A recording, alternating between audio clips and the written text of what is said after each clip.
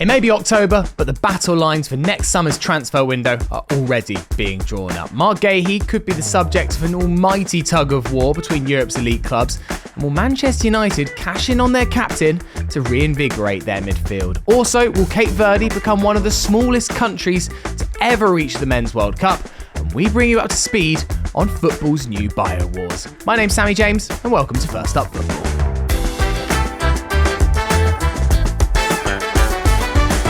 Next summer, and especially next summer's transfer window, seems like a long way away. We've still got a whole 48-team Men's World Cup between now and then, but it feels like the window's key transfer stories are already starting to be lined up, even though it's only October. One man who, according to Fabrizio Romano, will be at the centre of a colossal transfer battle is Crystal Palace's centre-back Marc Guehi, who was so close for signing to Liverpool on deadline day back in early September. Last week, Marc spoke to Archie Rhin-Tutt on TNT Sports about how he coped with the disappointment of not getting that transfer.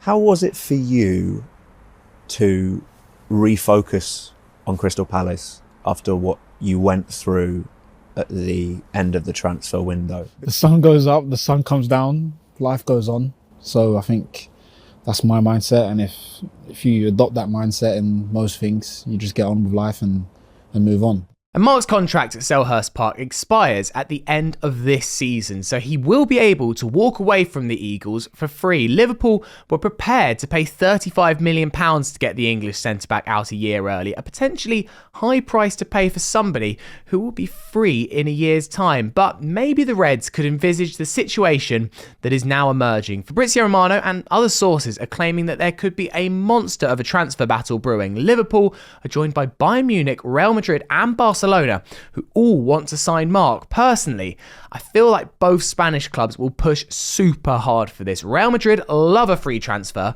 and Barcelona's financial situation makes it feel like a perfect opportunity for each of them to grab a top-class centre-back for basically nothing apart from quite a large signing on fee. The other interesting story that broke overnight is from anonymous transfer journalist Indy Callier on X, and it's about Manchester United's Bruno Fernandes. They believe that the Portuguese midfielder will be sold to a club in the Saudi Pro League for £100 million in the summer, a transfer which will open the door to Brighton's Carlos Baleba and Nottingham Forest's Elliot Anderson. Now, the idea of Bruno going to Saudi Arabia is not actually a new one, as an approach was made in the summer by Al Hilal, but Bruno spoke whilst on international duty in September about how he didn't want to make a move to the Gulf at this stage of his career.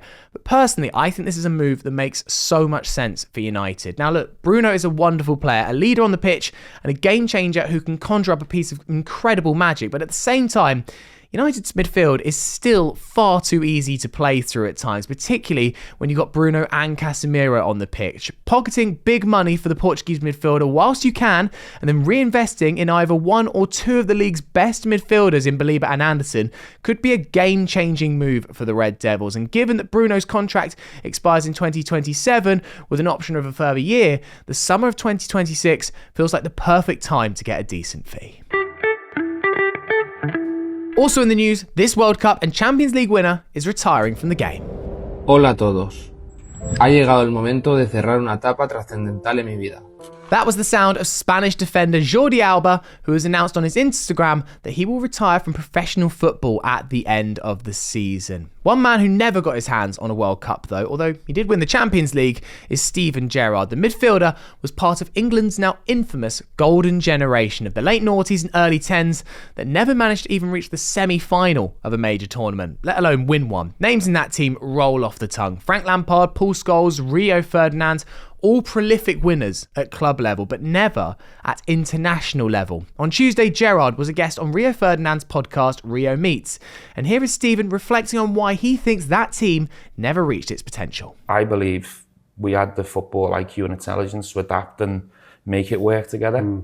But there was a bigger problem with England, in my opinion. I think we were all egotistical losers. Of course, this isn't a 100% new revelation. The golden generation didn't quite click as a group of individuals, and the psychology and the importance of it probably wasn't focused on enough at the time, but it is quite eye-opening to hear Gerrard describe it in these terms. Bit of a sidetrack.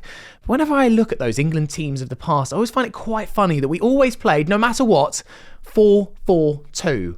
I know it was basically the default formation at the time, but when you look at modern formations and tactics, it's quite funny that we never actually got to see the team even do something quite basic in today's terms, like a 4-2-3-1. Sticking with Gerrard, and many reports are linking him with the vacant job up in Scotland at Rangers. He is now the odds-on favourite to return to Ibrox, where he was a manager between 2018 and 2021. Also in the news at Arsenal, could this pre-match anthem be set to go up a few decibels?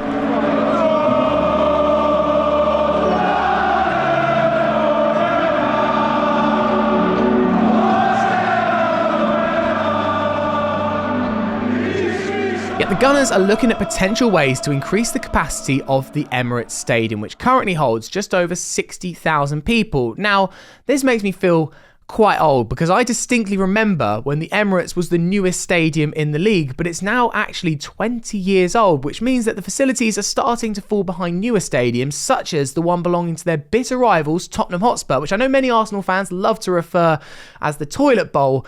But there's no doubting that Tottenham are making a lot more money off of their stadium than Arsenal are off of theirs. Whilst discussions amongst club officials about the renovation are at an early stage, BBC Sport says they understand Wembley Stadium is being considered as a potential interim venue whilst the Emirates is redeveloped. And sticking with Arsenal, their goalkeeper David Raya has signed a new contract on a higher salary. It still expires though in 2028, but the Gunners have increased the Spanish keeper's wages from the measly £100,000 a week he was on. How could he have lived on that? Over at Championship side Watford, and they're set to sack their manager. You're joking. Not another one? Oh, for God's sake, I can't stand this. I am afraid so. Paolo Pezzolano is about to receive the chop after a mixed start to the campaign that sees the Hornets 11th in the table. In fairness, things had been picking up with 2 wins and a draw in their last 3, but Watford will always Watford, I guess. If confirmed, it will be their 15th sacking in just 10 years, and they're set to reappoint Javi Gracia, who was their head coach back in 2018. On Tuesday, Arsenal suffered defeat in the Women's Champions League as the European champions lost 2-1 at home to Lyon. That's now 4 games without a win for Arsenal, their longest run without a victory in the WSL era. Here's their American fullback Emily Fox speaking to W Galazzo about what's going wrong for the Gunners. I mean, it's not one thing, it's not one person, it's a collective.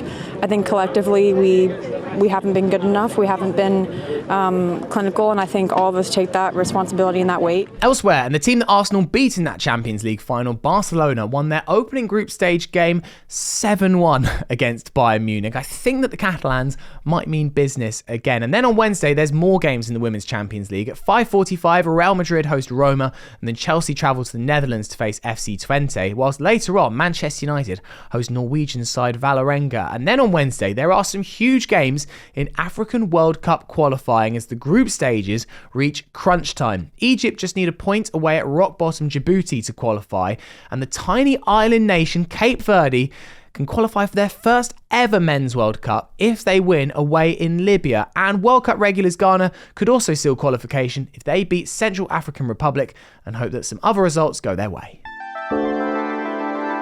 Have you seen that various football clubs are engaging in bio-wars? Don't worry, they haven't purchased any chemical weapons, but this is a new trend taking place on X as clubs are having a little bit of fun with their bios, which if you're not familiar, is that little description about the account visible below the profile picture. It all started when Crystal Palace changed their bio last week to show off their 19-match unbeaten run. However, Palace found that the bio switch led to some bad luck.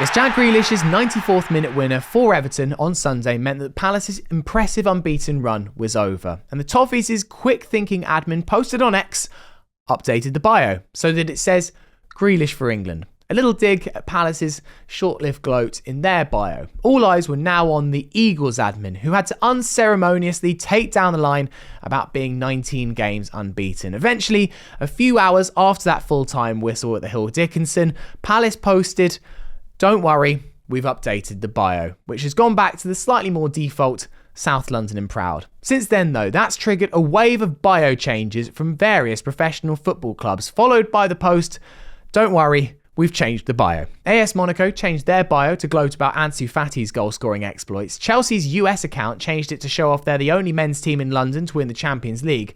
But maybe my favourite of the lot was Bayern Munich's US account, who changed their bio to say, "We hate the international break." That's it for First Up Football. We'll be back tomorrow.